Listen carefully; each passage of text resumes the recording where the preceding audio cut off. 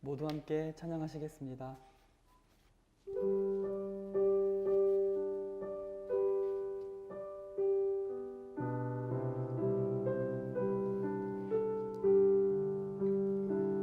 주 안에 있는 나에게 난 근심이 있으랴. 십자가 밑에 나가 내 짐을 풀었네. 그 두려움이 변하여 내 기도 되었고, 전날의 한숨 변하여 내 노래 되었네. 주님을 찬송하면서 할렐루야 할렐루야. 내 앞길 멀고 험해도 나 주님만 따라가리. 예수는 자비하셔서 늘 함께 계시고, 내 궁핍 밤을 아시고 늘 채워주시네.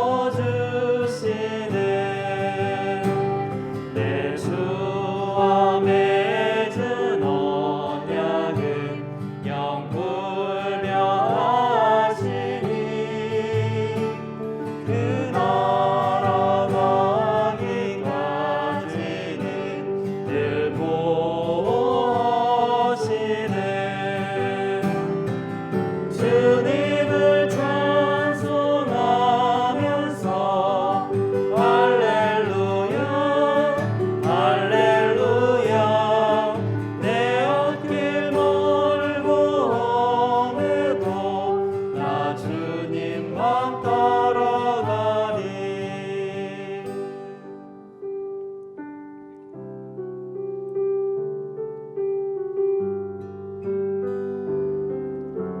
주 나의 모습 보네. 상한 나의 맘 보시네. 주 나의 눈물 안에 홀로 울던 맘 아시네. 주 사랑 내게 있네. 그 사랑이 날 채우네. 주 은혜 내게 있네. 그 은혜로 날 세우네. 세상 소망 다 사라져가도 주의 사랑은 끝이 없으니, 살아가는 이 모든 순간이 주 은혜임을 나는 믿네. 세상 소망 다 사라져가도 주의 사랑은 끝이 없으니, 살아가는 이 모든 순간이 주 은혜임을 나는 믿네. 주 은혜임을 나는 믿네.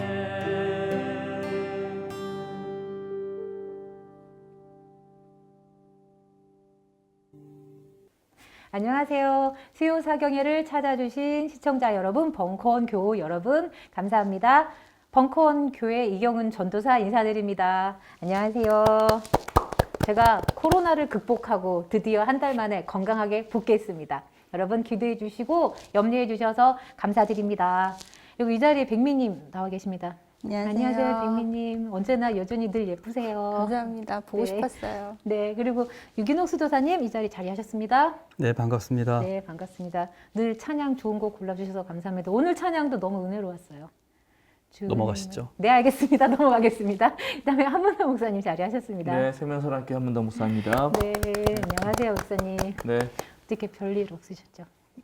네, 저는 별일 없었고 아유, 얼마나 목사님. 고생하셨어요. 저요? 네. 네, 조금 아팠어요. 아, 이게 이거 사람마다 참. 다르다 그러는데 저는 진짜 음. 몸살부터 시작해서 위통에서 두통에서 열도 나고, 그러니까 음. 폐렴이랑 아주 고열이 아니면 병원엔 안 간대요. 네, 격리로 갔는데 진짜 앰뷸런스에 누워서 가다시피 가갖고서는 입에서 쓴맛이 나고 두통이 오고 뭐 이래보긴 또 처음이었어요. 뭐 미각도 상실한다 이런 말도 있던데. 미각도 상실하고 후각도 상실하고 진짜 그러니까. 맛도 안 나고 진짜 냄새도 안 나요. 음. 그러고서는 진짜 두통부터 시작해서 위, 온몸, 그 다음에 기침, 콧물, 이게 모든 게 다 있더라고요. 그래서 아, 이런 총체적인 일이 있을 수도 있구나. 평생 처음 이렇게 또.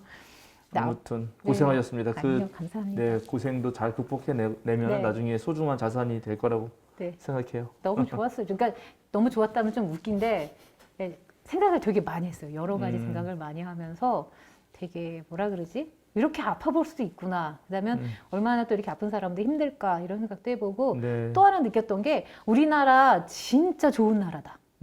의료 시스템이며 이렇게 아픈 사람에서 준비해 주는 것들이 정말 좋더라고요. 그래서 와, 이렇게 이 정도 내가 혜택을 누리려면은 얼마나 돈이 많이 들까? 격리해 주시는데 아침, 점심, 저녁 도시락 나오고, 그 다음에 싹 쓸 수 있는 모든 비품이 다 준비되어 있고, 틈틈이 계속 올리고, 수시로, 그러니까 비대면으로 검진을 하더라고요. 비대면으로 어디가 아팠는지 자기가 올리고, 이런 것들이 있어갖고, 정말 저 되게 감사한 시간? 그래서 그런 혜택을 많이 누린 시간을 보냈습니다. 저 같은 경우에는 네. 아파서 그런 시설에 가는 것도 좋긴 한데 그거보다는 아프지 네. 않고 그냥 그렇죠. 혜택을 안 받아도 좋으니 네. 그런 게 더 나은 것 혜택을 같습니다. 안 받고 세금을 많이 내는 쪽으로. 예, 아유, 정말 지혜로우십니다. 현명하십니다. 저도 그래야 되는데 이게 피해 갈 줄 알았는데 피해 가지 못하더라고요. 신기하게. 네. 네. 저 근데 목사님, 저는 이제 여기 늘 앉아 있다가 이제 시청자 입장으로 수요 네. 설교회를 많이 보니까 또 새롭고 좋더라고요. 아, 그러셨군요. 네. 네. 아, 그리고 저 대신 이 자리를 수고해 주신 권 센터장님이랑 우리 신민정 전사님께 수고해 주셔서 감사하다고 네. 일단 인사 한번 드리고, 지난주 거 보니까 목사님 네. 뜨겁던데요. 아, 네, 저도 좀 전- 봤는데. 네, 저도 이렇게 보면서도 네. 아, 이거 이해 제대로 못하시면 오해 소지가 많겠다라는 걸 많이 느꼈거든요. 네. 지난주에 댓글이 네. 21개나 달려 있었어요. 아주 뜨거웠습니다. 네, 우리 이제 수사경에. 예, 다른 분들은 뭐 괜찮은데 이제 네. 두 분이 좀 더 그 약간 예. 부정적 의견을 그러죠. 주셨는데 제가 재밌었던 거는 제가 그래서 뽑아왔어요. 네네. 뽑아왔는데 한 분이 이제 이렇게 쓰셨어요. 잘못 알고 있네요로 시작해요. 댓글이 잘못 알고 있네요. 그거 아닌데. 그렇게 놓고 이제 네. 신앙의 진실도 중요하지만 성경은 진리의 말씀이고 가장 사실적 과학인데 성경에서 역사적 사실을 찾는 게 무의미하면 성경을 왜 보시나요? 하고 이제 뭐 이렇게 시작을 합니다. 예. 예, 그런데 또 다른 분의 질문은 어떻게 시작하냐면은 신비로운 것도 없고 모든 것은 다 과학으로 설명될 수 있다는 발언은 매우 위험하고 틀린 발언입니다. 이렇게 나와요. 이게 무슨 말이냐면 네. 한 분은 제가 과학적 사실이 아니다고 말한 것에 뭐 네네. 거기에 더 집중하시고 한 분은 제가 네. 다 과학적 사실로 말했다라고 이해하신 거예요. 아, 그거는 이런. 똑같은 수요사경을 들으셨는데 그러게요. 두 분은 정반대로 들으신 거죠. 아, 그니까. 예, 제가 말하려고 하는 게 이거예요. 네네. 이거는 우리가 그 한 분이 이제 성서 해석에 대하여 뭐 부활 경험에 대하여 쭉쭉 이렇게 질문을 꽤 길게 다루셨어요. 네. 저도 그래서 다시 봤어요. 제가 정말 그렇게 네네. 말했나 하고. 근데 저는 그 부활 사건을 부정한 적 없어요. 없으셨어요. 네, 부활 사건의 실체가 뭔지, 맞아요. 부활 사건이 가지고 있는 그 의미가 네네. 무엇이었는지를 더 깊이 보자. 이제 맞아요. 그런 맥락이거든요. 네. 이분도 여기 역사적 사실이 왜 중요하냐면 역사적 사실이 그 역사적 사실을 다시 되짚어서 생각해보는 현대인들에게 무슨 의미가 있느냐. 네. 그리고 그때 어떤 벌어진 사건이 그 시대에 어떤 의미를 지니느냐가 되게 중요하거든요.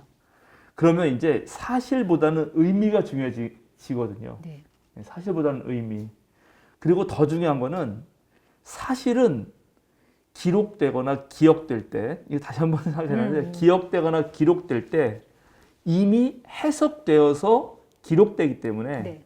사실, 날 것으로서의 사실은 기억되거나 기록될 수가 없어요.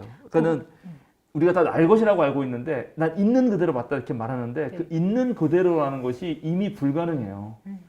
어떤 사건이 벌어지면 그것을 본 사람이라면 그건 사람 입장에서 보는 거예요. 사람의 관점에서, 사람의 해석에서, 사람의 해석을 가지고 그걸 소가 보거나 다른 동물이 보면 다르게 봐요. 그거를 똑같은 거를 남자가 보고 네. 여자가 보는 게 달리 볼 수 있단 말이죠. 네. 그래서 이제 오늘날 성서 해석, 제가 말하는 거는 오늘날 성서 해석은 그 어떠한 벌어진 사건을 있는 그대로 재현하려는 게 아니고 그 벌어진 사건을 기록할 때 그 기록한 사람들이 어떤 신앙 고백적 의미를 가지고 기록했느냐. 네. 그리고 그들이 그때 그렇게 고백했던 신앙 고백적 의미가 오늘날 우리에게 어떤 의미가 있느냐. 이것이 더 중요하다는 걸 이제 강조하던 맥락이었는데 아마 이제 그러니까요. 예, 그런 맥락들에 대해서 뭐 네. 제 언어가 좀 과도했다고 느꼈던 것 같아요. 그리고 이제 제가 이제 이 댓글을 다 읽으면서 느낀 것 중에 하나는 이럴 수 있어요. 분명히 신앙은 제가 이제 언제 한번 다 그 강의를 따로 하려고 하는데 사실은 제가 다른 데서 강의하고 있기도 한 거고요. 우리가 믿는다 그러잖아요. 믿는 거하고 아는 건 다른 거예요. 믿는 거는 알물 넘어서요. 그러니까는 믿는다는 거는 알매 이상이에요. 반드시 모름을 포함하고 있어요. 모를 때 믿는 거예요. 아는 거는 그냥 아는 거지. 네. 그러니까는 제가 유기농 수도사님의 이름을 알잖아요. 그건 아는 거예요. 근데 유기농 수도사 전체를 모르죠. 전부를 내가 알 수는 없잖아요. 이분의 삶이라든가 뭐 네. 미래라든가를. 그럴 때 또 너는 유기농 수도사를 믿겠느냐 이렇게 말하는 거거든요. 그래서 믿음은 반드시 신비를 포함해요. 네. 네, 신비를 포함하고 네네. 저는 신비를 부정한 적이 없어요. 그 하나님의 능력도 부정한 적이 네. 없는데 어쨌든 거기 1, 2, 3, 4 자매님인가 그분이 잘 예. 달아줬어 댓글을. 그랬어요. 내 마음을 잘 네네. 대변해 주셨어. 부활 부정한 적도 없고 하나님은 네, 부정한 것도 맞아요. 아닙니다 이렇게. 그랬었는데 좀 맞아요. 이거는 아쉽더라고요. 뭐냐면 이제 제가 근데 이 수의사에 집중했던 건 뭐냐면 네. 신앙은 반드시 이성을 넘어서요. 신학적으로 초이성적인 부분이 있어요. 인간끼리 만든 윤리와 관습을 넘어섭니다. 초윤리적이에요. 그렇다고 신앙이 비이성적이거나 비윤리적인 것은 아니에요. 그리고 그 이성의 부분을 완전히 무시하는 맹목적인 것도 아니에요. 믿음은 어느 정도 알 때 생겨요. 내가 유동수님을 믿으려면은 내가 좀 알아야 믿지. 전혀 모르면서 믿는 거는 또 맹목이에요. 네. 그래서 사실은 그런데 한국의 많은 그동안의 이제 그리스도인들이 네. 이 알매 부분을 너무 무시하고 맹목적으로 믿었단 말이에요. 네? 묻지마 믿음. 이제 제 지도 교수 말씀으로는 묻지마 믿음인데 묻지 않고 믿었기 때문에 오히려 저는 그런 비윤리적이거나 비상식적이거나 비이성적인 것을 경계하고 그런 것들은 충분히 알매 차원으로 넘어야 된다. 그리고 그 알매 차원의 끝에 다다랐을 때에 다시 초이성, 이성을 넘어서는 윤리를 넘어서는 그리스도교가 말하는 그 신비, 신앙의 진리를 알 수 있다를 네. 말하려고 했던 건데 내가 이제 이쪽에 비이성적이고 미신적인 걸 너무 강력하게 말하다 예. 보니까 이걸 들은 분이 쟤는 도킨스 같다 이렇게. 그러게요. 근데 이제 재밌는 이름 나오셨던데요. 하문 도킹스라고. 나보고 한번 도킨스 네. 목사라고 불러주셨는데 도킨스는 위대한 과학자죠. 그럼요. 그러나 그가 이해하는 신학은 되게 천박해요. 그 만들어진 신이라는 책이 있는데 네. 더 갓 일루전입니다. 그 영어 제목은 그 책 다 저희 읽어봤어요. 근데 그분이 알고 있는 신학자라고 하는 거는 초자연주의적 유실론 거기에 근거하고 거기를 비판하는 주로 책이에요. 근데 그분이 알지 못하는 위대한 신학자들이 많이 있어요. 이 뭐 이쪽에 예를 들어 폴 틸리라든가 루돌프 불트만이라든가 폴 리게르라든가 현대 엄청난 신학자들이 있는데 실존주의 뭐 하다못해 키에르케고라든가 그 뒤에 근데 그런 부분에 대해서 그 책에서 단 한 줄도 언급하지 않아요. 그리고 그 옛날 방식, 그러니까는 이제 우리가 하나님을 이해하는 신학의 역사가 있는데요. 그 신학의 역사 중에 지구 하나님이 세계를 만드시고 하나님은 저 우주에 멀리 떨어져 계시다가 가끔씩 개입해서 여기를 고치신다. 이런 방식으로 이해하는 신학적 개념이 있는데 그 신학적 개념에 대해서 도킨스가 엄청 비판하거든요. 그런데 그런 신학적 개념만 있는 건 아니에요. 그럼. 예. 근데 이제 제가 좀 상식적인, 그러니까 이쪽에 있는 비이성적인 부분에 있는 부분들을 약간 이성적으로 끌어올리고 이제 여기 있는 부분들은 이쪽으로 가야 되는데 여기를 이해하다 보니까 나를 도킨스 정도로 이해하셨던 것 같아요. 네, 그러셨던 예, 것 근데 같더라고요.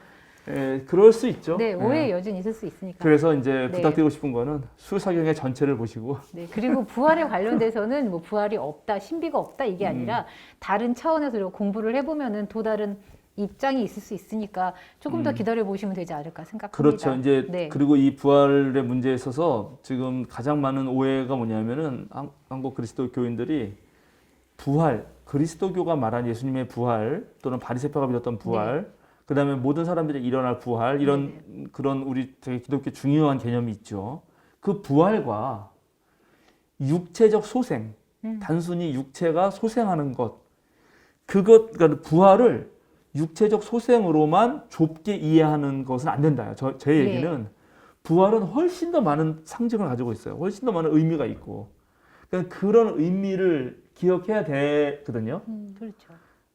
그러니까 그런 의미로 나아가려고 한 네네. 건데 그 앞에서 있는 예를 들어서 예. 빈 무덤이라든가 이런 거, 네네. 이런 거는 그 부활이 갖고 있는 의미로 나아가기 위한 바탕일 뿐이지. 네. 그 자체가 의미 있는 게 아니에요. 네. 이제 그거는 제가 이제 부활 이야기에 대해서는 부활도 세 층위가 있는데 그건 나중에 이제 그 부활 구절할 때 자세하게 또 네. 얘기를 하려고 합니다. 그리고 또 하나 이제 좀 생각해 봐야 되는 게 그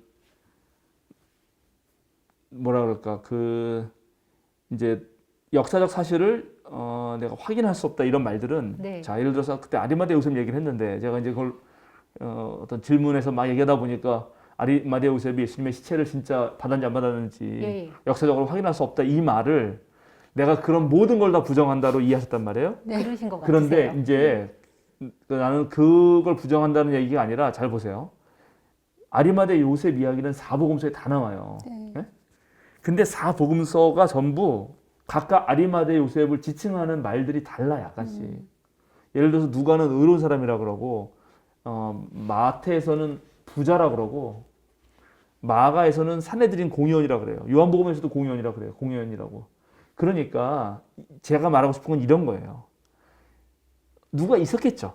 네. 만약에 예수님이 정말 시체를 그렇게 빌라도에게 다 얘기해서 무덤으로 넣어갔다면 누가 있었을 거예요. 네. 근데 그 사람이 실제 누구냐? 그러면 여태까지 거기 써 있는 성경 있는 문자 그대로 이 사람을 그 뭐랄까 역사적 사실인 어떤 인물로 그냥 딱 그렇게 인정하는 방식 말이에요. 거기서 멈췄다는 것이 제가 문제라는 거예요. 왜 그런 사람이 있다면 그 사람을 누가에서는 의로운 사람이라고 말하고 왜 마태에서는 부자라고 말하고 왜 마가에서는 공연이라고 말하는지에 대해서 안 나간다는 말이에요. 제 말은 그런 의미를 더 살피는 것이 훨씬 더 중요합니다. 네, 맞습니다. 예, 동의합니다. 그런 부분들에 대한 고민이 더 필요해요. 그러니까요. 그리고 이제 이런 책 거기까지 나가기는 사실은 쉽지 않아요. 예. 네, 하여튼 이 정도 그냥 그러니까, 지난주에 네. 뜨거웠던 논쟁들이 있으셔서 아니 그리고 저는 아니, 별로 저도 그게 공감되는 게 네. 목사님 말씀에 공감되는 게 뭐냐면요. 한 사건이 있는데 여러 사람마다 이야기하는 그 방향성이 다 다르단 말이에요. 누군 옳다, 틀리다, 이게 맞다는데 그 사람들이 그렇게 말할 때는 또 이게 정경이 되기까지는 그 사람들의 관점이 있었고 해석이 있었고 필요가 있었을 텐데 그거를 보는 게 더 중요하지 있느냐 없느냐 요거를 따지는 그 이상을 넘어서야 된다는 말씀인데 저희가 참 너무나 그 팩트냐 아니냐 여기에 너무 머물러 있었던 생각이 들더라고요. 맞아요. 그래서 그게 네. 팩트가 아니라 그럴 그건 때 아니, 예. 엄청 그냥 뭐랄까 팔을 그냥 보시는데, 그 예. 뭐랄까 모든 게 무너지는 그런 느낌을 느낌 들어요. 받거든요. 맞아요, 근데 들어요. 이제 그게 언제 받냐면은 신학교 1학년 때 다 받아요. 그렇죠. 신학교 들어와서 맞죠. 아 이제 고등학교 시절까지 하나님 잘 믿고 예수님 잘 믿고 예. 교회 잘 다니다가 신학생이 되면 성경 공부도 열심히 하겠다. 나 하나님 사랑하니까 가야지 하고 왔는데 신학을 공부를 하다 보면은 그때 전부 그런 느낌들을 좀 맞죠. 받게 되거든요. 그런데 그런 과정이 결코 그 나쁘거나 잘못된 게 아니에요. 그리고 그것이 사실은 궁극적으로는 우리의 신앙, 네. 우리의 신앙을 더 깊게 하는 데 도움이 되고, 그리고 제가 늘 강조하는 건데 신앙이 직접 일상적인 삶에서 살도록 하는 데 의미가 있어요. 그러니까 이 한국 교회의 가장 큰 좀 고질병 중에 하나는 뭐냐면 신학 따로 교회 따로라는 거예요. 목사님, 많은 목사님들이 잘못 얘기하는 것 중에 하나가 신학 다 필요 없다. 그 신학교에서 배우는 거고 목회 현장에 필요 없다. 이런 말을 하는데 그거는 너무 잘못된 말이에요. 네. 그러면은 그렇게 된다면은 그거는 얼마나 큰 오해를 낳냐면 의학 다 필요 없다. 병원하고 의대하고 다른 거다. 이런 식으로 말하는 거거든. 근데 의학이 발달해야지 병원에서 훨씬 더 많은 병자를 고치는 거예요, 의사가. 배워서. 그래서 사실 오늘 같은 이런 시대에 신학적 논의를 얼마든지 교인들이 할 수 있어요. 진지하게, 차분하게. 그리고 다양한 생각도 해보고 평가도 해볼 수 있고, 그리고 근데 그것이 정말 무슨 뭐 기독교를 파괴하려고 읽는다든지 그런 게 아니잖아요. 그리스도인들은 조금 더 이 말씀이 어떻게 내 삶에 유의미한 하나님의 뜻으로 다가올 것이냐를 바탕에 깔고 그런 논의를 하는 거지. 네. 네. 맞습니다. 그런 건 아니다. 목사님 진행하면 되겠죠? 혹시? 네, 이 정도 뭐 네. 그냥 지난주 얘기는 뭐 자세하게는 안 하고 이제 이 정도 하면 충분히 되지 않을까요? 네. 괜찮으시죠? 네, 오늘 본문 나가죠. 네. 계속해서 우리는 지금 예수님의 순환 예고를 하고 있고, 네. 순환 예고는 이제 제자들을 가르치는 그런 큰 그 방식이 그 순환 예고 사이사이에 들어있다 하는 거고요. 자, 오늘 읽을 성서 본문은 마가복음서 10장입니다. 10장 1절부터 먼저 12절까지 읽을까요? 네, 알겠습니다. 예수께서 거기에서 떠나 유대 지방으로 가셨다가 요단강 건너편으로 가셨다. 무리가 다시 예수께로 모여드니 그는 늘 하시는 대로 다시 그들을 가르치셨다. 바리새파 사람들이 다가와서 예수를 시험하여 물었다. 남편이 아내를 버려도 됩니까? 예수께서 그들에게 대답하셨다. 모세가 너희에게 어떻게 하라고 명령하였느냐? 그들이 말하였다. 이혼 증서를 써주고 아내를 버리는 것을 모세는 허락하였습니다. 그러나 예수께서는 그들에게 말씀하셨다. 모세는 너희의 완악한 마음 때문에 이 계명을 써서 너희에게 준 것이다. 그러나 하나님께서는 창조 때로부터 사람을 남자와 여자로 만드셨다. 그러므로 남자는 부모를 떠나서 자기 아내와 합하여 둘이 한 몸이 된다. 따라서 그들은 이제 둘이 아니라 한 몸이다. 그러므로 하나님이 짝지어 주신 것을 사람이 갈라 놓아서는 안 된다. 집에 들어갔을 때 제자들이 이 말씀을 두고 물었다. 예수께서 그들에게 말씀하셨다. 누구든지 아내를 버리고 다른 여자에게 장가드는 남자는 아내에게 간음을 범하는 것이요. 또 아내가 남편을 버리고 다른 남자와 결혼하면 그 여자는 간음하는 것이다. 네, 잘 읽어주셨습니다. 네. 오늘 이 본문도 우리가 얘기하다 보면은 아마 댓글이 또 엄청 달릴 수 있는 본문이에요. 불안합니다. 목사님 불안합니다. 이 본문이 별거 아닌 것 같은데 이거 네네. 엄청나게 파격적인 거거든요. 맞아요. 그리고 일단 느껴요, 뭔가를 벌써? 아닙니다. 자, 일단 네. 그 여기 핵심은 뭐죠? 핵심 문제가 뭐예요? 핵심 문제가 이혼. 이혼. 네.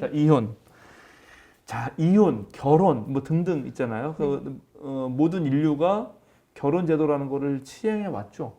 네, 이거는 그래서 뭐 인간뿐만 아니죠. 모든 생명체가 어쨌든 짝짓기를 통해서 자기 개체를 이렇게 번식해 왔으니까 그 모든 종족 번식에 의해 종족 번식을 위해서는 되게 중요한 거죠.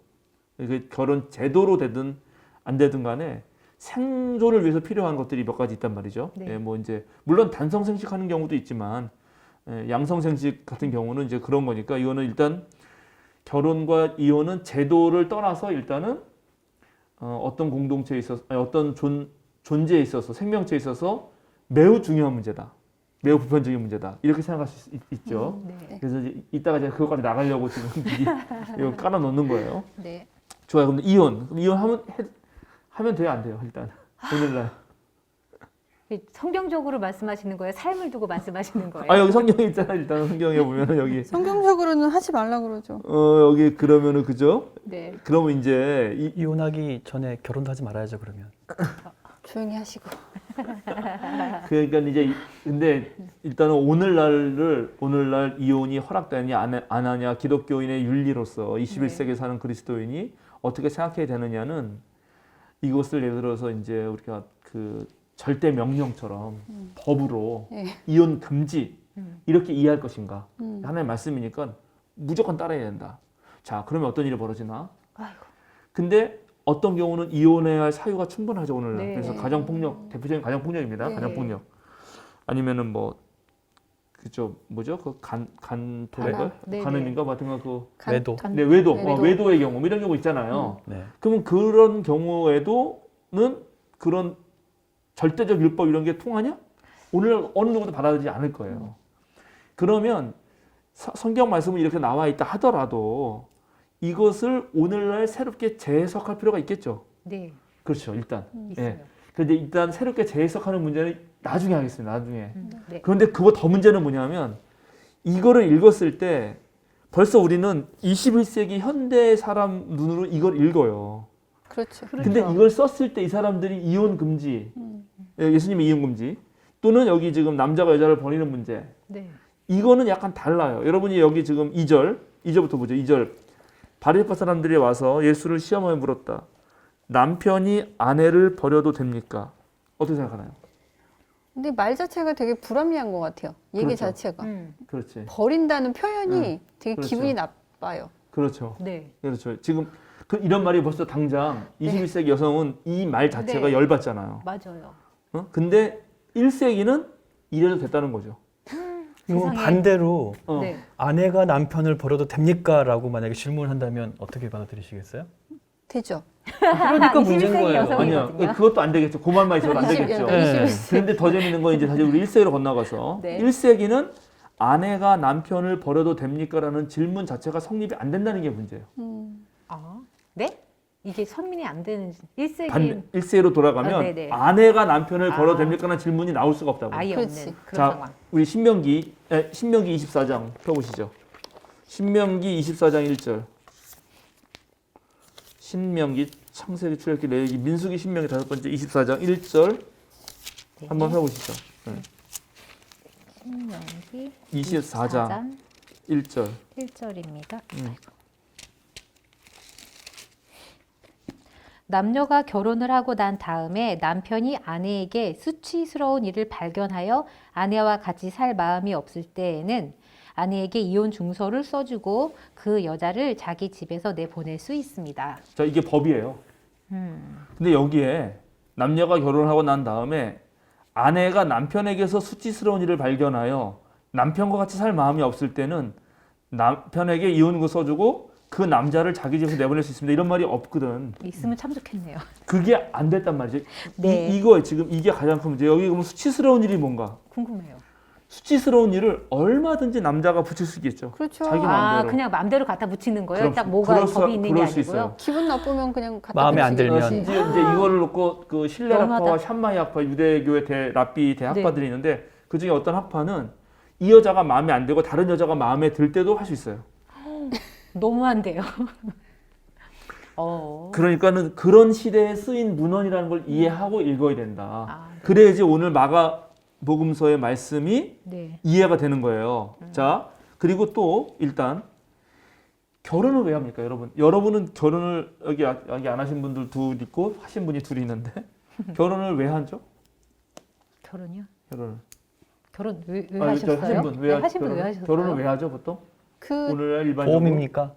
아니 그 당시는 아니었죠. 네. 처음에 할 때는 처음에 할 때는 어떻게 보면 이제 사회 문화에서 당연히 결혼하는 게 당연히 맞는 거였고 제가 이제 34살에 결혼을 했는데 그때 뭐 친구들도 이미 다 갔고 다 사귀는 남자가 있었으니까 그리고 당연히 그러니까 같이 사귀니까 결혼하는 게 맞다라고 생각을 했고, 당연히 근데 그 이전에 좋아하는 마음도 있었고 사랑하는 마음도 있었고 같이 살고 싶은 마음이 들었기 때문에 결혼을 한 거죠. 그렇죠. 이제 일반적으로 네, 네. 오늘날 결혼하는 거는 간단해요. 남녀가 서로 소화하기 때문이에요. 사랑하기 네. 때문에. 1세기에도 그랬나? 아니라는 아니요, 거예요. 이게 아닌 것 같아요. 이런 게 어려운 거예요. 우리는 이걸 읽을 때 벌써 나는 좋아하니까 결혼하지 생각한단 말이죠. 1세기에 결혼은 개인의 선택이 아닙니다. 기본적으로는. 그거는 가문 대 가문의 결합일 확률이 더 높아요.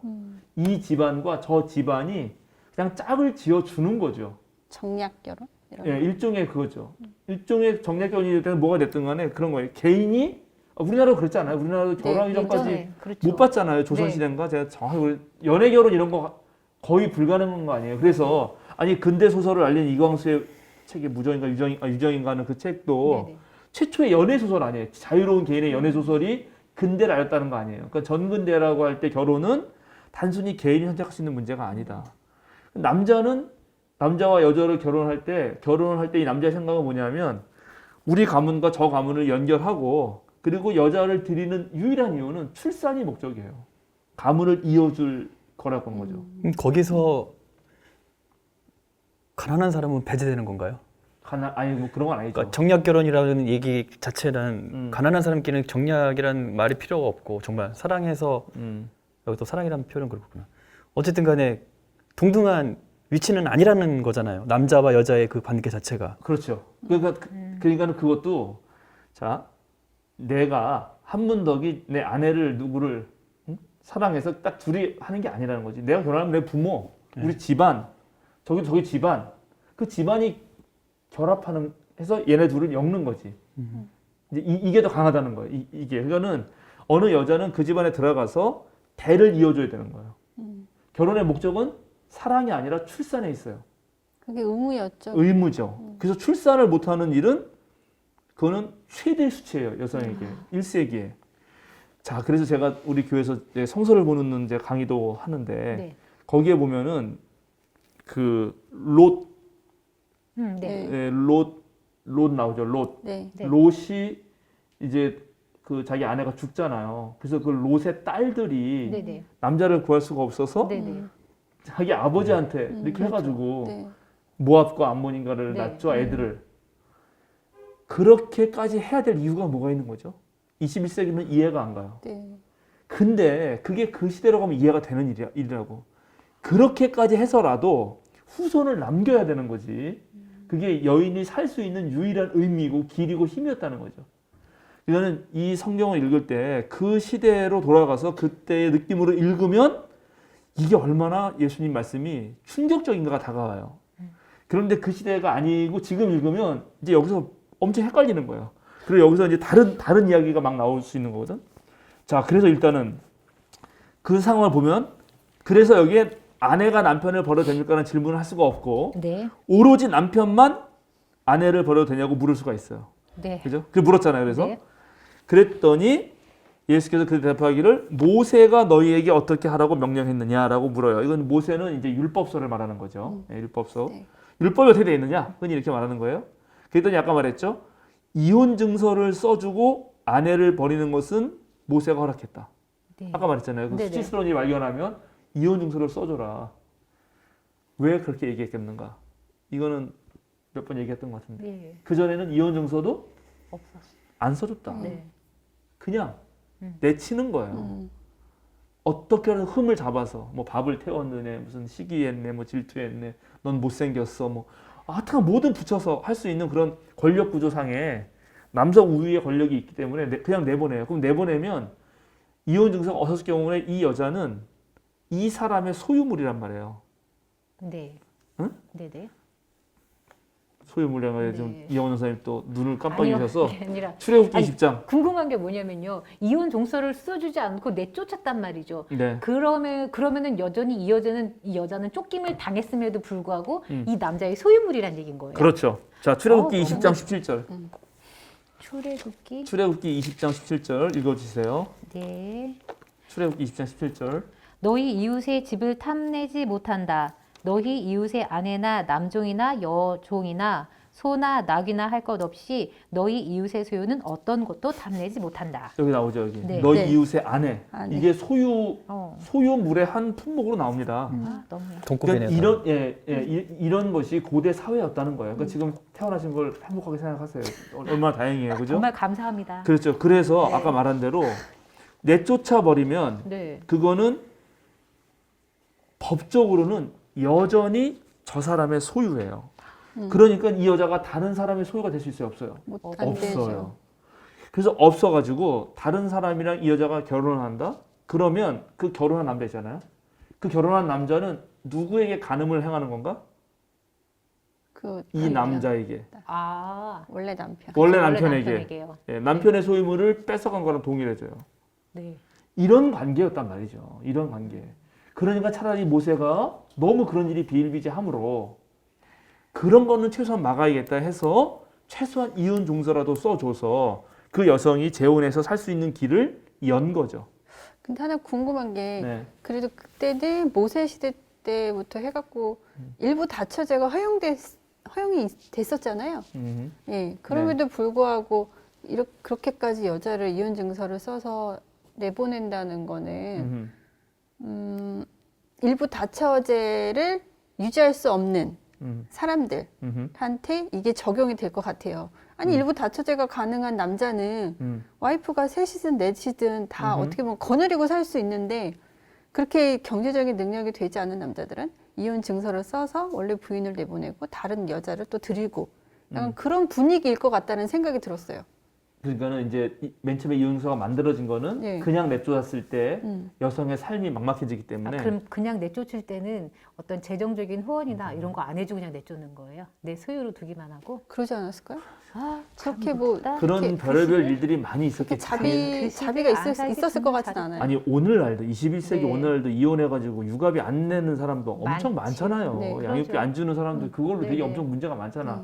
그러니까 네네. 1세기 그런 고대에 여자를 그랬겠네요. 내쫓았을 때 먹을 걸 다 챙겨주면서 그러네요. 그렇게 내쫓을 상황이 누가 되겠어요? 이 이제 결혼 안 해보셔가지고 부부싸움을 안 죄송합니다. 해보셨나? 그렇죠. 그러니까는 네. 맨 처음 이혼 증서는 아. 그래도 그 여성이 다른 남자랑도 살게 돼서 좀 살 수 있도록 해주는 최소한의 법적 장치였죠. 안전. 그럼 근데 뭐. 이제 그 다음에 어떻게 예수님 물어보니까 아 이혼 증서 써주고 내보내라 그랬는데요. 그러면 이혼 증서 써주고 마음대로 내보내는 거야 더. 무슨 말인지 알겠죠? 이거 네. 법을 나쁘게 이용하는 놈들이 네네. 생기는 거죠. 그러니까 예수님이 그 다음에 뭐라고 말하죠? 5절 읽어보세요 다시. 그러나 예수께서는 그들에게 말씀하셨다. 너희는 너희의 완악한 마음 때문에 이 계명을 써서 너희에게 준 것이다. 그렇죠. 완악한 마음 때문에. 네. 그냥 내보내니까. 그나마. 그러니까 이게 원래 이혼 증서라는 게 이혼 자체가 있으면 안 된다. 저는 여기서 이혼이라는 건 오늘날 자유로운 개인의 합의에 의한 결혼이 아니고 가문에 의해서 짝져졌는데 남자가 그 어떤 마음에 안 든다고 막 여자를 내보내는 상황. 그죠? 그런 완악한 마음. 그렇게 해서 그 여자를 살 수 없게 만드는 것에 대하여 이 여자를 살게 하기 위한 최소한의 장치로서 법을 만들어 놓은 거다. 이렇게 예수님 말씀하시는 거라는 거죠, 지금. 네. 그리고 이게 이제 되게 재밌는 건데 그 역사를 연구해 보면은 조금 남녀 비율이 대체적으로 1대1이에요. 생물학적으로. 네. 그러니까는 일부 다처라는 거는 특수한 상황에서만 가능해요. 아. 결혼 형태라는 게 결혼 형태는 대체로 모노감이에요. 모노감이. 그러니까 일부 일처제예요. 폴리가미가 이제 다처 관련된 건데 폴리가미는 일부 다처나 일처 다부나 다처 다부가 있을 수 있잖아요. 폴리가미 형태는 일부 일처가 아닌 경우에는. 근데 다처 다부의 경우는 거의 발견되지 않았어요. 이 인류학자 연구에 의하면. 그러면 일부 다처는 언제 일어나느냐? 그거는 남자의 권력이 셀 때예요, 당연히. 일부 다처가 되는 거는. 일처 다부는 언제가 되냐면 일처 다부가 되려면은 그거는 삶의 환경이 너무 열악해가지고 애를 많이 낳으면은 그게 위험해져. 이 공동체 자체가 먹고 살 수가 없으니까. 그럴 때는 1처 다부가 되면 여성이 애를 낳기 때문에 애를 양육할 수 있기 때문에 탄생시키고 그러니까 애를 적게 낳겠죠. 그런 경우에서 종종 발견돼요. 네. 무슨 말인지 아시겠죠? 네네. 환경에 따라서. 네네. 그리고 이제 달랐습니다. 가부장 제도라는 게 패트리아키인데, 그러면 가부장제는 있죠. 근데 그 모계제도도 있을 거 아니에요? 네. 모계 사회 가능하거든요. 네네네. 목의 사회는 가능했어요. 그러나 목권 사회, 예? 엄마가 여성이 권력을 가진 사회는 매우 드물었어요.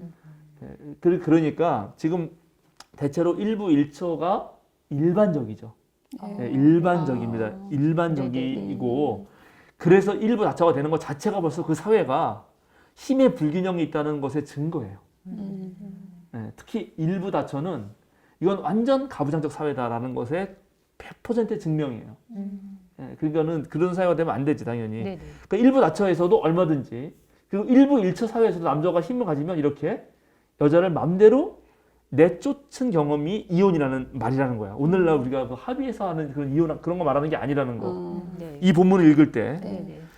자, 좋습니다. 그랬더니 이제 예수님이 그렇게 말했어요. 그래놓고 예수님이 하시는 말씀이 이제 여기가 이제 문제인데 그리고 재미있는데 갑자기 6절에 제가 읽을게요. 그러나 하나님께서는 창조 때로부터 사람을 남자와 여자로 만드셨다. 그러므로 남자는 부모를 떠나서 자기 아내와 합하여 둘이 한 몸이 된다. 따라서 그들은 이제 둘이 아니라 한 몸이다. 이렇게 말합니다. 예수님이. 네. 예수님이 태초로 올라가. 말씀을 이거 변호하기 위해서 네. 모든 제도를 위로 올라가서 태초로 올라가는 거죠. 그래서 아주 가장 원초적인 아까 말한 어느 공동체 모든 공동체의 모체가 되는 최초의 가정을 말하는 거죠. 네. 그게 없이는 인류 공동체가 살아갈 수 없잖아요. 그러니까 태초의 관계 맺음 홀로 설 수 없어요. 누구나 혼자는 못 살죠. 만약에 아담 혼자 있었다고 칩시다 그냥. 아담 혼자가 어느 살다가 죽을 거 아니에요. 생명나무 열매 물론 먹으면 계속 살지 모르지만 그럼 더 이상 번식도 없고 번창도 없잖아요. 그러니까 어느 공동체가 생존하고 번식하기 위해서 최초로 갖는 어떤 공동체는 가정이라는 거고 그 가정의 제일 처음에 관계는 A, B예요. A, B. 그죠? 네. 둘. 네. 둘의 관계로 가야 된다는 거예요. 둘의 관계. 예수님은 이걸 얘기하신 거고 그리고 이제 그때 당시에 성 개념, 섹스 개념은 남자 아니면 여자죠. 그렇죠. 이거 왜 몰라요? 이 사람들의 자연과학적 상식으로 네. 남자 아니면 여자입니다. 양성 개념이 있는 거예요. 양성. 그래서 우리가 양성평등이라는 말도 쓰고 일단 그거를 먼저 알아야 돼요. 그리고 그렇게 했는데 그렇게 하고 이제 그러면서 하는 말이 남자는 부모를 떠나서 이렇게 나와요. 네. 이때 부모도 우리가 오늘날 개인주의에서 말하는 부모를 생각하면 안 되는 거예요. 바로 이게 그 남자는 어떤 가문 이런 걸 떠나서 정말 그 사람 아내와 둘이 한 몸이 되어야지. 완전한 독립? 그렇죠. 그러니까는 여기서 이제 예수님의 자유로운 개인 같은 느낌? 아까 인간 대 네. 인간으로 딱 둘이 진짜 그런 가부장적 사회 질서라든가 왜 네. 내 아비의 집을 떠나 네네. 아버지한테 그런 말 하잖아요. 그때 예. 아비가 딱 아버지가 아니잖아요. 네. 그 고향과 가문과 친척과 그 전체 어떤 맥락이거든. 네. 그런 걸 모두와 단절하고 정말 그 한 사람과 둘이 딱 만나서 한 몸이 되는 것이 원래 하나님의 뜻이다. 얼마나 이게 충격적인 말이네. 그러니까 이런 말이. 부모로부터의 모든 어떤 지원? 음. 경제적인 거라든가 이런 데에서 완전히 독립돼서 오로지 남녀가 한 가정을 이루어서 둘이 뭐라 그래야 되죠? 하나가 된다. 그런 가정을 모습? 이룬다. 가정을 이룬다. 근데 여기 벌써 또 백미님은 오늘날 21세기니까 부모님이 네. 지원해주는 지원만 생각하는데 네. 가부장적인 가부장적인 그 사회 문화를 안에서 말하는 거죠. 며느리로 산다고 생각해 보세요. 지금도 힘든데. 지금 요즘에 이제 곧 설인데 네. 설이 지나고 나면 오늘 이번에는 코로나 때문에 다행히 많은 여성들이 해방을 얻을 거예요. 네. 내 생각에는 해방을 얻을 건데 네. 해방이지. 해방이죠. 시월드에 사로잡혀가지고 자기 말 한말 우리 옛날에 그 우리 말로 하는 무슨 뭐 그 시각장애인 청각장애인 3년 무슨 3년 네. 3년 네네네네. 모로 3년 모로 3년 모로 3년 네. 살아야 된다. 시집살이 뭐 이런 말 하잖아요. 광어리 3년, 장님 3년, 김어거리 3년이라 그랬던 예, 근데 그런 말들이 이제 다 또 네. 장애인들을 폄하하는 말이 맞아요. 되기 쉬워서 조심스러운데 네네네. 어쨌든 그런 네. 말들 자체가 주는 게 뭐냔 말이에요. 나는 성씨도 그렇지. 성씨도 문제인데 네. 이게 되게 복잡한데 나는 한문덕이라고 한 개인인데 내가 뭐 여선을 칩시다. 그럼 나 그냥 성이 한이라고 해요. 편의상. 네. 넌 근데 절로 가면 뭐 이 씨랑 결혼했어. 그럼 넌 이 씨 집안에 이제 며느리고 넌 이 씨 집안에서 뭐 뼈를 묻어야 되고 뭐 내가 왜 이 씨 집안에서 뼈를 묻어야 되냔 말이야. 난 얘랑 결혼했는데. 그렇죠. 그럼 그 생각을 해보라는 거지. 그러니까 여기 예수님이 부모를 떠나서라는 말이 그러한 게 아니란 말이에요. 지금 이거는 이게 얼마나 1세기에 얼마나 충격적이었냐 하는 거예요. 근데 이제 이렇게 놓고 여기까지 놓고 다시 앞으로 가서 1절 다시 읽어주세요. 10장 1절. 예수께서 거기에서 떠나 유대 지방으로 가셨다가 요단강 건너편으로 가셨다. 무리가 다시 예수께로 모여드니 그는 늘 하시는 대로 다시 그들을 가르치셨다. 좋습니다. 여기 지금 이 말씀을 하신 곳이 어디죠? 요단강 요단강 건너편. 유대로 갔다가, 그지? 네. 유대 지방으로 갔다가 요단강 건너편으로 갔어요. 네. 그럼 어디야? 지금 있는 곳은? 이렇게 따지면. 유대 지방으로 갔다가, 유대는 어디 쪽에 있어요? 이 요단강 이렇게 있으면, 유대는 이쪽에 있죠, 서쪽에. 네, 서쪽이에요. 그럼 요단강 건너편이죠? 동쪽. 그럼 동쪽이죠. 동쪽은 네. 누구 땅이죠? 동쪽이 그쪽이. 성서 공부 열심히 우리 같이 했는데, 여기엔 데카폴리스가 있고, 네. 저 위에는 베레아가 있고, 네네.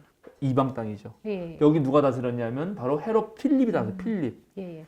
바로 그 필립의 아내를 빼앗아서 아. 그 헤롯 누구냐? 헤롯 안티파스가 그랬나? 하여튼간 예. 그래가지고 이 필립의 아내를 뺏어가지고 네네. 헤로드. 그 해가지고 세례 요한이 세례- 그거 비판하다가 맞아요. 죽었잖아요. 네네. 네. 그러니까 이런 데서 이런 얘기 한 게 자 정략 결혼의 문제가 생각나지 않겠어요. 이 밑에다 깔고 네네. 이런 얘기를 한단 말이죠. 이거는 오늘날 자유로운 개인의 어떤 사랑 때문에 생기는 결혼하고 1세기에 일단 가문 속에서 그냥 이 가문의 존속을 위하여 그냥 여자를 들이는 거 들여오는 거지 자기네 가문으로 이런 것 그리고 그것을 위해서 또 정략적으로 정치 권력적으로 가문끼리 결합하는 네. 이런 모든 문제 속에서 예수님이 부모를 떠나라고 말한다는 거는 단순히 오늘날 그냥 우리 부모님 떠나는 그 얘기가 아니란 얘기죠. 의미가 어마어마하네요. 어마어마하죠. 그래 놓고 이제 하시는 말 보세요. 자, 11절. 이제 10절부터 읽어보시죠. 10절부터 11절까지. 집에 들어갔을 때 제자들이 이 말씀을 두고 물었다. 예수께서 그들에게 말씀하셨다. 누구든지 아내를 버리고 다른 여자에게 장가드는 남자는 아내에게 간음을 범하는 것이요. 일단 거기 자, 여기 네. 보세요. 여기 누구라고? 누구에게 간을 범한다고? 아내에게. 아내에게. 자, 이게 우리는 별로 당연하니까 지금은 당연하지. 네. 그러니까 이 말을 당연한 걸로 받아들이니까 그냥 넘어가죠. 네. 1세기는 이게 당연한 말이 아니었단 말이에요. 이 용어 자체를 쓸 수 없을 쓸 수 것 없다는 거. 아내에게 가능한 게 아니고 아까 말했죠. 다른 여자에게 그죠? 장가드는 남자는 아니 맞나 지금? 다른 네. 여자 아내를 버리고 다른 어. 여자에게 장가드는 남자는 그러면 만약에 이 여자가 혹시 다른 남자가 있다. 네. 그럼 그 남자에게 문제가 되는 거예요. 그렇죠. 그러니까 이게 남자끼리 문제지 여자는 이런 대상이 아니었단 말이죠. 네. 자, 그래서 내가 그 증거를 보여드릴게. 마태복음서 19장인가? 마태복음서 19장 한번 보세요. 여기도 똑같이 이게 있거든요. 마태복음 똑같이 9절 마태복음 19장 9절 읽어보세요. 네. 내가 너희에게 말한다. 음행한 까닭이 아닌데도 아내를 버리고 다른 여자에게 장가 드는 사람은 누구나 간음하는 것이다. 자, 여기 여자에게 뺐지. 아내에게. 이 말을 감당하기 어려운 거예요. 그러니까 이거 애매모호하게 넘어가잖아 그냥. 그러네요. 이 말을 빼버려. 마가가 이렇게 과감하거든요. 마가 정말 대단하죠. 자, 그다음 보세요. 마가복음 다시 19장 다시 보세요. 마가복음 19장 아니 10장 19절에 아까 몇 절이지 또? 12절. 12 아까 안 읽은 거 이제 또 읽어봅시다. 12절 읽어보세요. 12절. 자, 또 아내가 남편을 버리고 다른 남자와 결혼하면 그 여자는 간음하는 것이다. 여기 보세요. 아내가 남편을 버리고 이 말이 충격이에요. 여기서는 아내가 남편을 버릴 수가 없거든요. 이런 어떠한 사례도 없고 법적인 조치도 없어요. 야. 근데 예수님이 이 말을 해요. 그럼 마태가 이걸 쓰겠어 안 쓰겠어요? 안 써서. 안 자 쓰죠. 보세요. 자 다시 마태복음 19장. 아까 몇 절이었나 또? 네, 19장. 자 19장 아까 네. 저기 9절부터 다시 한번 읽읍시다. 9절부터 쭉. 네. 9절부터. 내가 너희에게 말한다. 음행한 까닭이 아닌데도 아내를 버리고 다른 여자에게 장가 드는 사람은 누구나 간음하는 것이다. 제자들이 예수께 말하였다. 남편과 아내의 사이가 그러하다면 차라리 장가를 들지 않는 것이 좋겠습니다. 예수께서 그들에게 말씀하셨다. 누구나 다 이 말을 받아들이지는 못한다. 다만 타고난 사람들만이 받아들인다. 모태로부터 그렇게 태어난 고자도 있고 사람이 고자로 만들어서 된 고자도 있고 또 하늘나라 때문에 스스로 고자가 된 사람도 있다. 이 말을 받아들일 수 있는 사람은 받아들여라. 완전 딴 얘기하죠? 네. 아까 그 마가의 혁신적인 아내가 남편을 버리면 이런 말 자체가 없죠. 네. 그리고 이게 갑자기 이제 이렇게 예수님이 다른 이 여자랑 했다가 다른 여자한테 결혼하면 그건 다 누구나 가늠한 거다. 그러니까 아까 윤호 수선이 그랬지. 이혼할 거면 결혼도 하지 말아야지. 이 말 똑같이 하죠 지금 여기. 네. 예. 그러면 장가를 누가 들겠냐고. 이게 남자들의 여기 욕망이었던 거죠. 난 마음대로 하고 싶은데 나 그렇게 못하겠다. 그때 예수님이 이 말 때문에 이제 다시 그러면 혼자 살고 싶은 사람 있는데 하면서 얘기가 바뀌어요. 다른 얘기로. 그죠? 그리고 여기 이제 하늘나라가 때문에 스스로 고자된 사람. 네. 이거를 많은 학자들이 예수 자신을 뜻하는 거다.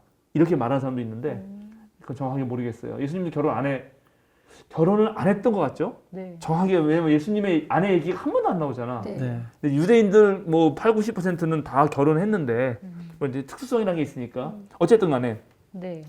이렇게 지금 이 마가복음서가 이렇게 놀랍다. 제가 이제 그 말씀을 드리고 싶은 거예요. 오, 그러네요. 그러니까 1세기로 돌아갔을 때 여성의 위치를 생각해 보면 예수님은 이거는 이혼을 금지한 게 아니고 네. 아시겠죠? 네. 그러니까 오늘날 무슨 율법적으로 이혼 안 돼. 이렇게 무슨 명문 규정을 만든 게 아니라 하나님이 짝져준 것을 사람이 못 나눠. 이렇게 말한 게 이혼 금지가 아니고 여성의 권리를 찾아줘야지. 이렇게 말한 거로 읽어야 되는 거 아니에요? 그러네요. 그렇죠. 그렇죠? 네. 어떠한 자기 주도권도 없었고 결혼에 있어서 사랑에 있어서도 자기 주도권도 없었던 그 여성이 자기 주도권을 갖게 하는 말로 이 부문을 읽어야 되는 거죠. 네. 그죠? 네. 근데 이거를 문자 그대로 읽으면 문자 그대로 읽고 목사가 설교하면은 이혼 안 돼. 그건 안 돼. 부부가 그 가정폭력 여성 또는 남성이 와가지고 목사님한테 상의해 상담을 해. 저 이혼해야겠다고 정말 못 살겠다고 이렇게 한두 번 때린 것도 아니고 이렇다. 그 목사님이 이거 들이밀면서 네. 이혼하지 마시오 이렇게 말해야 되는가? 저 그건 진짜 아니잖아. 문자 그대로. 근데 있어요. 저 아는 동생 그래서 도망갔어요. 아휴. 물론 충분히 얘기를 들어야지. 교회에서 그렇게 충분히 얘기를 듣고 주변에 예제로 들리는 난 사람들이 너무 너무 많아. 많아. 너무 많아. 내 주변에는 이렇게 예전에 다양한 오케이. 경험 가진 사람들이. 그거는 그렇게 왔을 때 그러면 이 사람이 그 가정을 이루면서 예를 들어서 정말 부모를 떠나서 남녀의 자유로운 사랑으로서의 가정을 꾸리는 게 어렵다면 그 어려운 게 무엇인지를 듣고 맞아요. 그 약자를 어떻게 도울 것인가로 목회자 상담을 해야 되죠. 그럼요. 이 본문을 근거로 해서는. 네. 그렇죠. 이렇게 달라진단 말이에요. 성경 본문이. 아, 자, 그래서 네. 내가 또 하나 이제 오늘 현대 해석을 말하고 싶은데 네. 이 지금 남자는 부모를 떠나서 둘이 한 몸이 된다. 응? 하나님은 하나님께서 창조 때부터 사람을 남자 여자를 만드셨다. 이 본문을 근거로 오늘날 또 누군가에게 폭력을 행사하는 말로 쓰냐 하면 바로 성소수자들이에요. 맞아요.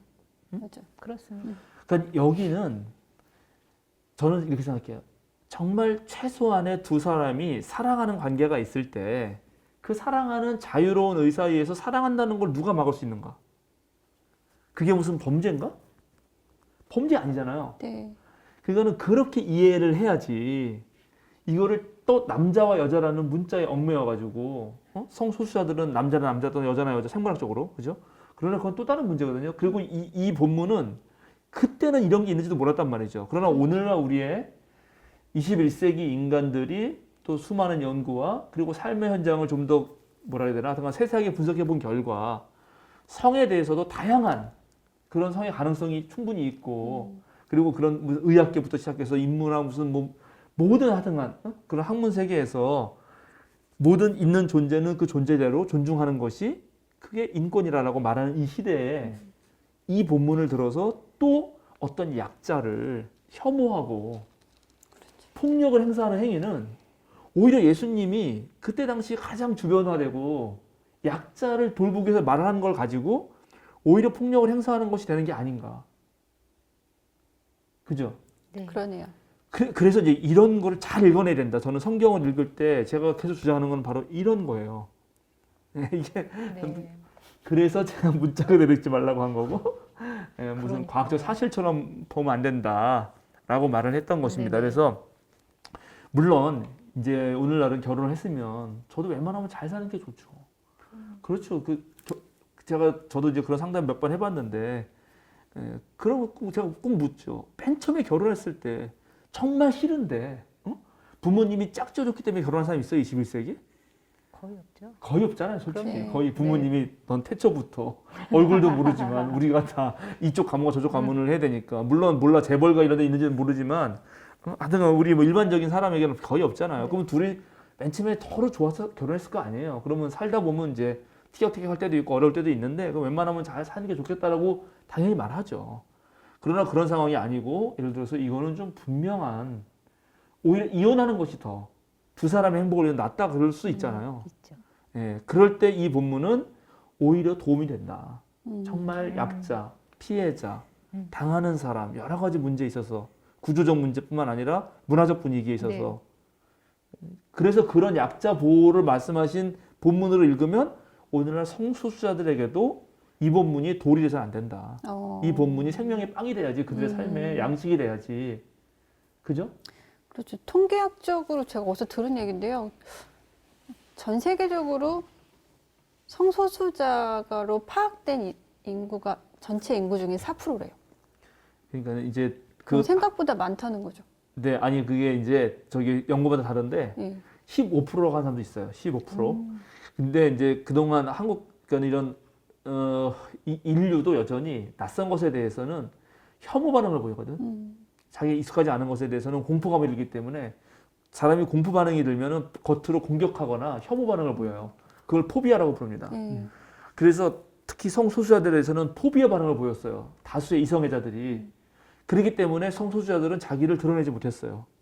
그래서 그 조사가 정확한 조사가 아니라 훨씬 더 높지. 그렇죠. 훨씬 더 많을 수도 있다는 거야. 사실은 그렇죠. 훨씬 더 많을 수도 있는데. 이게 통계적 이렇게 드러난 것만 그 정도인데, 그러니까. 더 이렇게 이렇게 안 보이지 않는 사람들은 더 많겠죠. 그래서 사실은 모든 생명체가 있는 그대로 존중받으며 사는 세상이 더 하나님 나라에 가까운 세상이라고 보는 거고. 근데 이제 이런 말들 하고 이제 이건 엄청난 논쟁과 앞으로 이제 한국은 3, 40년 겪을 문제인데 그때 많은 사람들이 이런 얘기 또 하면은 그러면 이제 인류가 멸망한다는 거야. 근데 그 말도 말이 안 맞아요. 이성애자들이 있잖아요. 네, 더 많죠. 이성애자들이 이미 있잖아요. 네. 그러니까는 아무리 예를 들어서 그렇게 말한 사람한테 당신이 교육받아서 이성애자인데 동성애자가 되겠냐 당신이 그거 거의 불가능하거든요. 그리고 사실 의학계가 이미 1970년대 세계의학계가 다 결정을 했어요. 판명했단 말이에요. 병도 아니고 질병도 아니고 그렇게 무슨 전환해가지고 고치시는 것도 아니고 다 얘기했는데 그러니까 너무 이런 문제를 이렇게 과도하게 부풀려가지고 자기의 그 혐오 반응을 강조하는 거지. 이제 그러면 안 된다. 이 본문 가지고. 자, 이 얘기하고요. 다음 넘어가야 됩니다. 네. 자, 이거까지는 해야 돼. 네. 13절부터 16절이요? 16절 읽어주세요. 사람들이 어린이들을 예수께 데리고 와서 쓰다듬어 주시기를 바랐다. 그런데 제자들이 그들을 꾸짖었다. 그러나 예수께서는 이것을 보시고 노하셔서 제자들에게 말씀하셨다. 어린이들이 내게 오는 것을 허락하고 막지 말아라. 하나님 나라는 이런 사람들의 것이다. 내가 진정으로 너희에게 말한다. 누구든지 어린이와 같이 하나님 나라를 받아들이지 않는 사람은 거기에 들어가지 못할 것이다. 그리고 예수께서는 어린이들을 껴안으시고 그들에게 손을 얹어 축복하여 주셨다.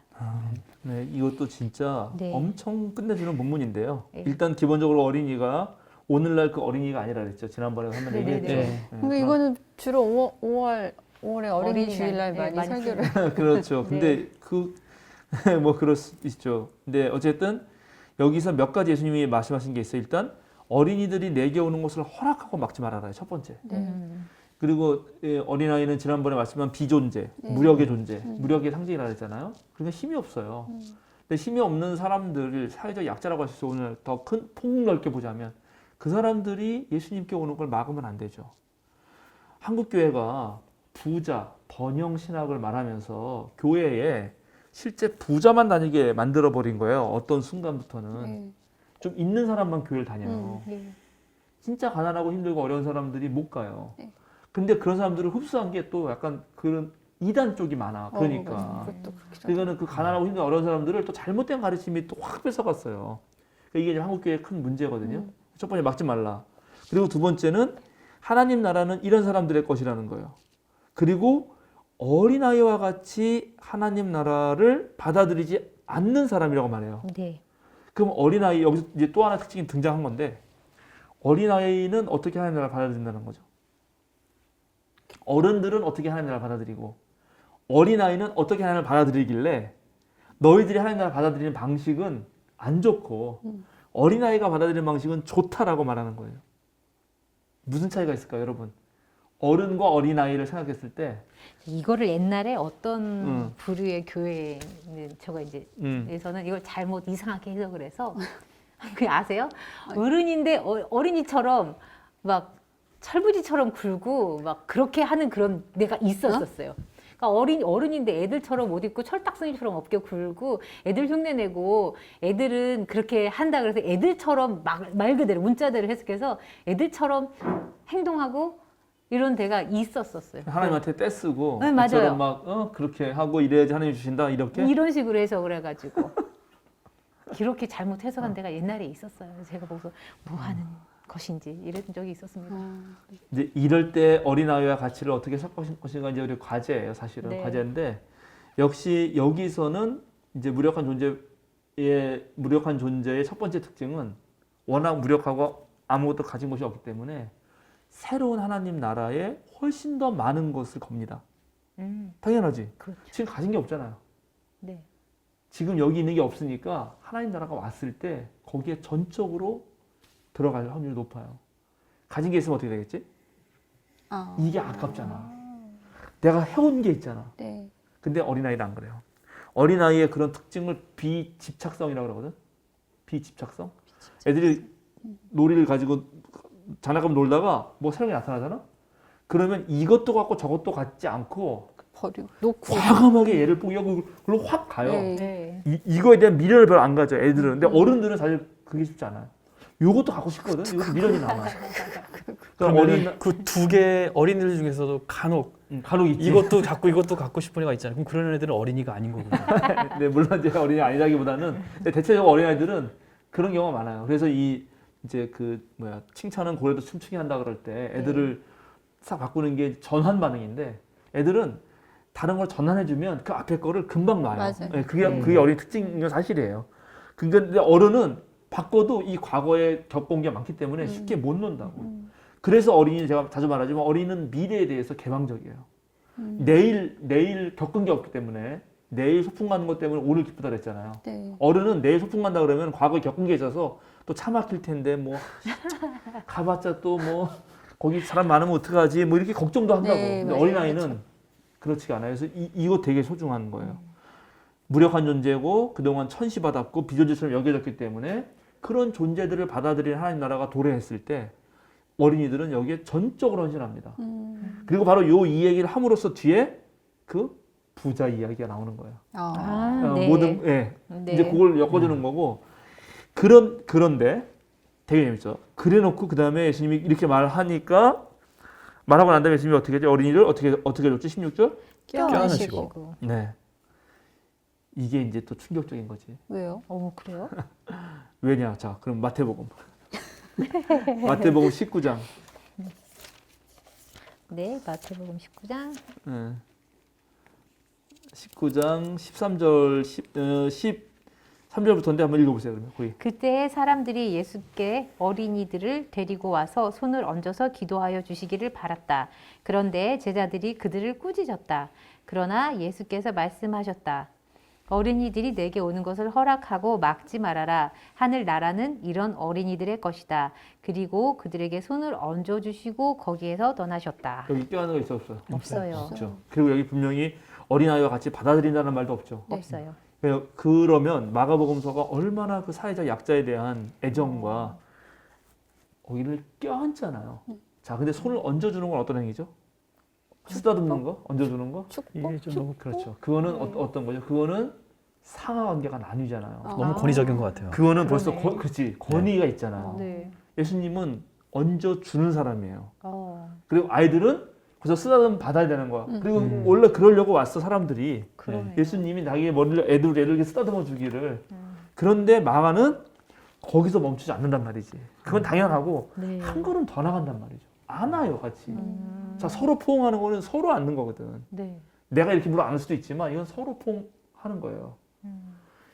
이래서 마가복음서가 지향하고 있는 것, 그리고 마가복음서 공동체 안에 있는 사람들은 사회적 약자이면서도 그 사람들에 대한 애정과 얼마나 그런 사람들이 함께 꾸려가는 나라가 하나님 나라인지를 얘기하고 싶었던 거죠.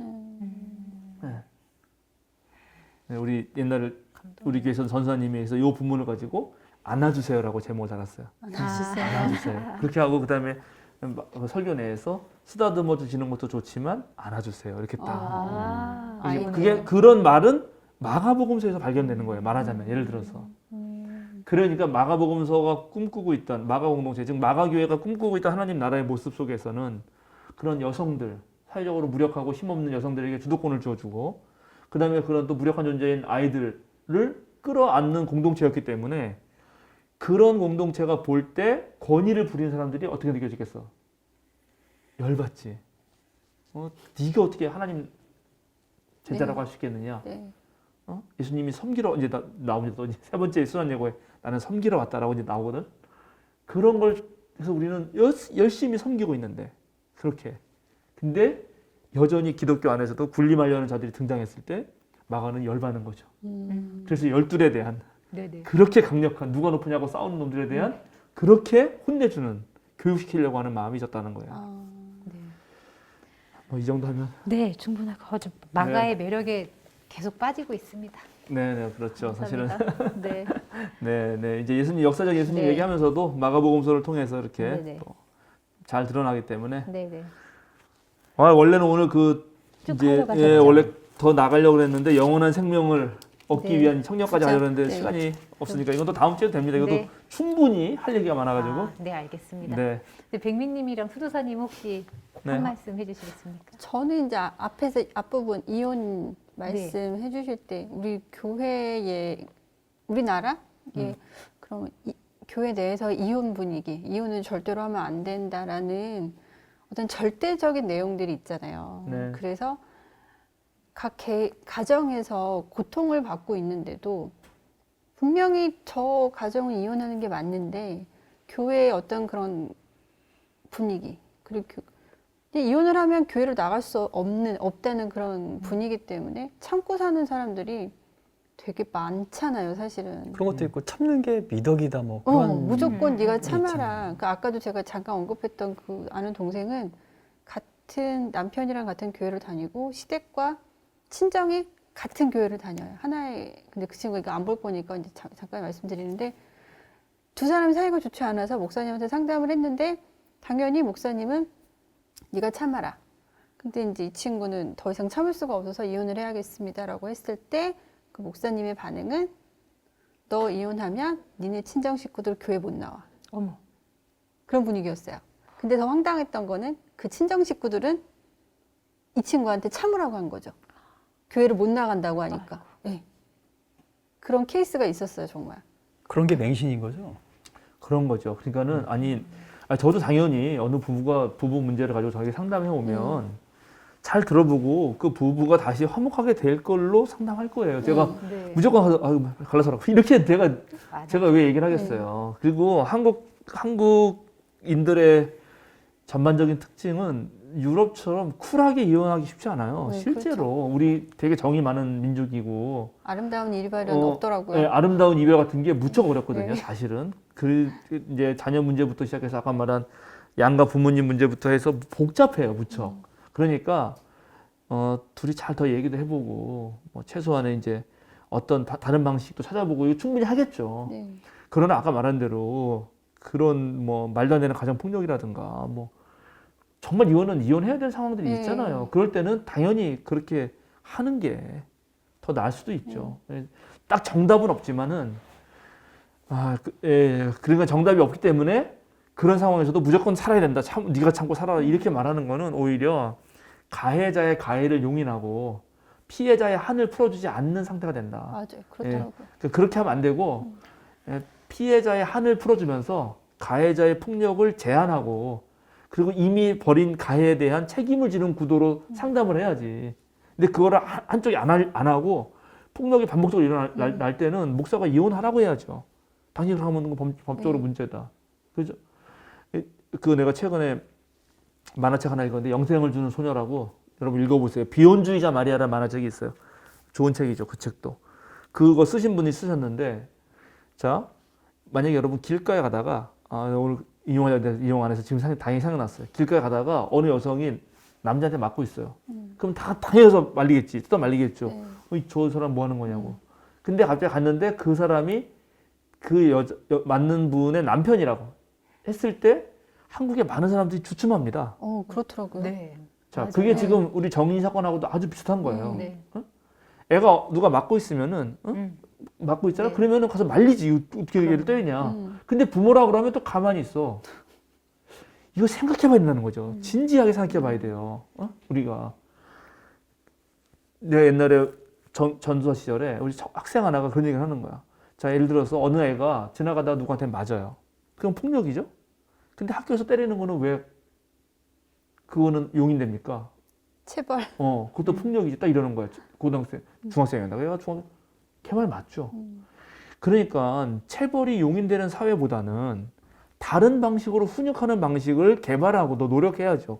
근데 살다 보면은 정말 그게 쉽지가 않은 건 알아요. 네네. 그걸 모르는 바가 아니야. 그러나 그럼에도 조심해야 된다. 네. 알겠습니다. 수도사님. 질문 두 개가 있었는데 질문 두 개를 줄이고 그 아까 말씀드리려다 한 게 있었는데 그 예수님을 여러 그때 말씀하셨잖아요. 예수님이 여러 이름으로 불리게 되는 그 구절 중에서 여기 이 장을 보게 되면 여성의 인권을 신장하기 위해서 이렇게 동등한 개체로 보기 위해서 예수님께서 말씀하셨는데 그러면 지금 제2 정당에 있으신 그런 분들은 이런 구절을 빗대어서 진정한 페미니스트들이 좀 이렇게 이런 구절을 좀 많이 써야 될 것 같은데 그런 것들을 잘 못 들었거든요. 그런 걸 보면은 근데 좀 안타깝게도 아직까지도 그 올바르게 여성에 대한 어떤 인권 신장에 대해서 바라보고 있는 사람들 많지 않은 것 같아요. 제 주변에는 말은 할 수 있지만 내 주변 사람만 아니면 상관없고 막상 이렇게 딱 이제 내 일로 되게 되면 그게 쉽지 않은 것 같다는 생각을 좀 하게 됐고요. 아무래도 이때 당시에 있는 남자들은 왜 그렇게 여성을 이렇게 많이 갈아치웠는지 전 그게 좀 이해가 안 됐어요. 난 알 것 같은데. 갈아치웠는지. 본능 아니에요? 남자들의 본능? 저는 글쎄요. 저는 근데 한 번도 이제 안 가봐가지고. 역시 함께 산다는 거가 쉬운 건 아니죠. 그러니까는 사랑하는 사람끼리 함께 사는 건 좋은데 그것이 지금 같은 방식의 결혼 제도여만 되는가? 그러니까 한 번 20대, 30대 이럴 때 결혼해가지고 평생을 그 사람과 한 집에서 살아야만 되는 게 마치 결혼인 것처럼. 예를 들어 결혼했어? 아니요. 결혼했는데 방을 2개 얻어. 각각 살아. 아. 부부예요. 법적 부부, 뭐가 됐든. 그리고 서로 원할 때 만나. 예를 들어서. 그러니까는 이건 제가 어떤 걸 권면하다 이런 게 아니라 얼마든지 결혼 생활이라고 할 때 다양한 방식이 있을 거예요. 그렇죠. 예. 근데 그런 다양한 방식을 충분히 포괄해서 잘 살도록 도와주는 사회가 좋은 사회지. 하나로만 만들어 놓고 이거에 맞지 않으면 비정상이라고 말하면서 그 사람을 사회에서 배제하려고 하는 사회가 좋은 사회가 아니다. 예, 그러나 물론 그렇게 나아가는 거 모든 사람 이야기를 가장 다 잘 들어준다는 거는 결코 쉬운 일이 아니에요. 만만한 일도 아니고 빨리 되는 것도 아니에요. 예, 그래서 그런 유혹에 그런 거를 안 되니까 언제든지 폭력적 유혹이 있다고. 너 이렇게 안 해. 이게 정상인데 이러면서. 그렇죠? 이제 그런 부분들 더 앞으로 우리가 네. 그리스도인으로서 고민해 보자. 네. 그런 말씀 드리고 싶네요. 네, 네. 감사합니다. 그럼 저희 이제 마무리도 될 것 같은데요. 네, 그냥 제가 기도하고 또 네. 마치겠습니다. 기도하겠습니다. 주님 감사합니다. 정말 가부장적인 그런 문화가 가득한 시절에도 우리 예수님께서는 가장 아픔을 겪고 있는 한 사람 생각하시면서 그 여성의 인권을 생각하시고 또 정말 비존재로 업신여김 받았던 그런 어린아이들을 특별히 품으셨던 것 기억합니다. 오늘날 우리나라가 점점 좋은 사회가 되고 있지만 그런 가운데서도 여전히 소외당하고 또 불이익을 당하고 불평등한 구조 속에서 억울함을 당하는 사람들을 더 행복한 삶으로 이끌 수 있는 그런 교회가 되게 하시고 그런 나라가 될 수 있도록 또 우리 수혜사경회와 평화나무가 그런 일들을 해나갈 수 있도록 주여들 함께 하옵소서. 예수님의 이름으로 기도드립니다. 아멘. 네.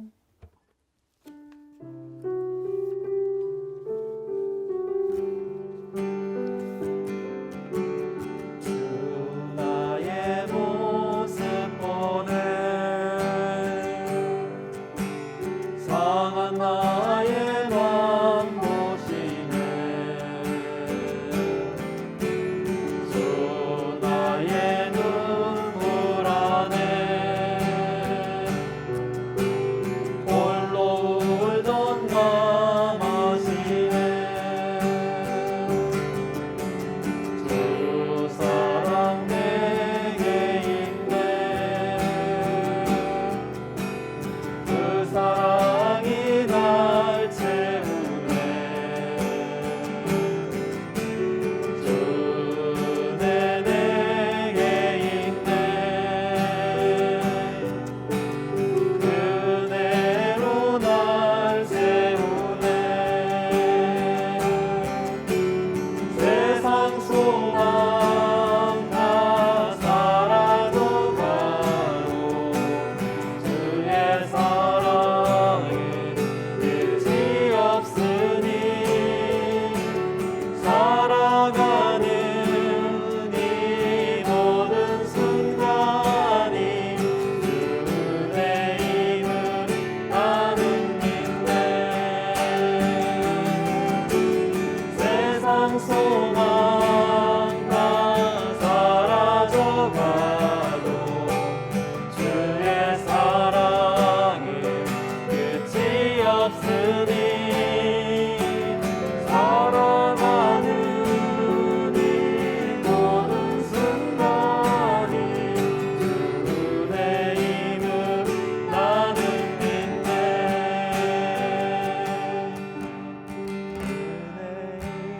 주의 힘을 나는 믿네